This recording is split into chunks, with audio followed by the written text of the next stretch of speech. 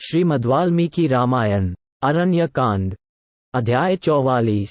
श्रीराम के द्वारा मारीच का वध और उसके द्वारा सीता और लक्ष्मण के पुकारने का शब्द सुनकर श्रीराम की चिंता।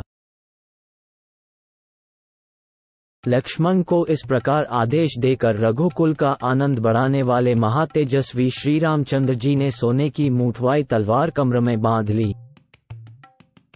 तत्पश्चात महापराक्रमी रघुनाथ जी 3 स्थानों में झुके हुए अपने आभूषण रूप धनुष को हाथ में ले पीठ पर 2 तरकस बांधकर वहां से चल दिए। राजाधिराज श्रीराम को आते देख वह वन्य मृगों का राजा कांचन मृग भय के मारे छिप गया, किंतु फिर तुरंत ही उनके दृष्टिपथ में आ गया। तब तलवार बांधे और धनुष लिए श्रीराम जिस ओर वह मृग था उसी ओर दौड़े।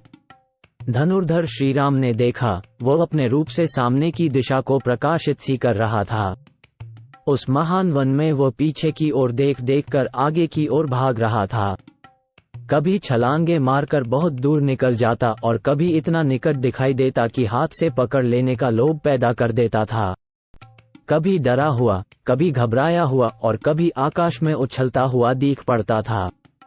कभी वन के किन्हीं स्थानों में छिपकर अदृश्य हो जाता था, मानो शरद ऋतु का चंद्रमंडल मेघखंडों से आवृत हो गया हो।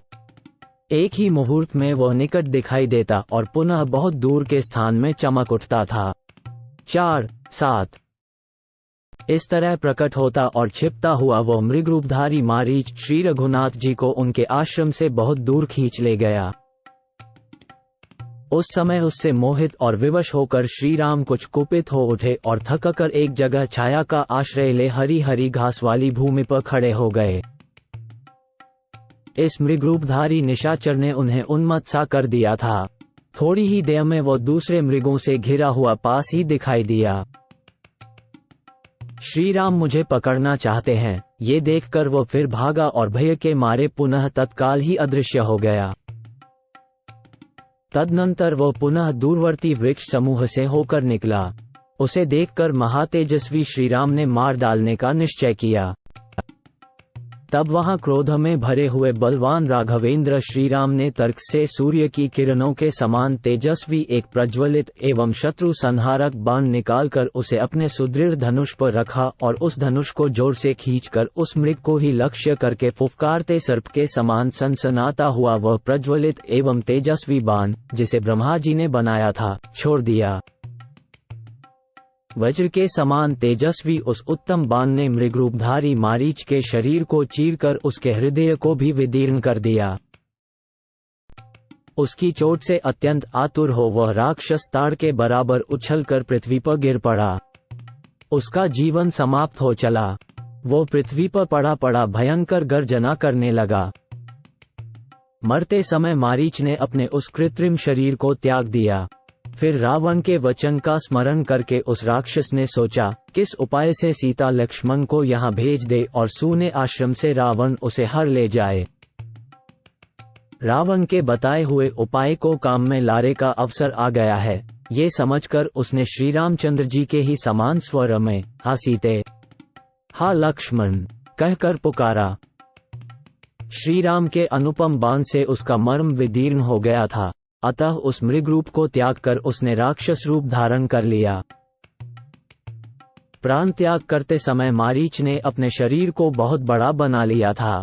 भयंकर दिखाई देने वाले उस राक्षस को भूमि पर पड़कर खून से लथपथ हो धरती पर लौटते और छटपटाते देख श्रीराम को लक्ष्मण की कही हुई बात याद आ गई और वे मन ही मन सीता की चिंता करने लगे।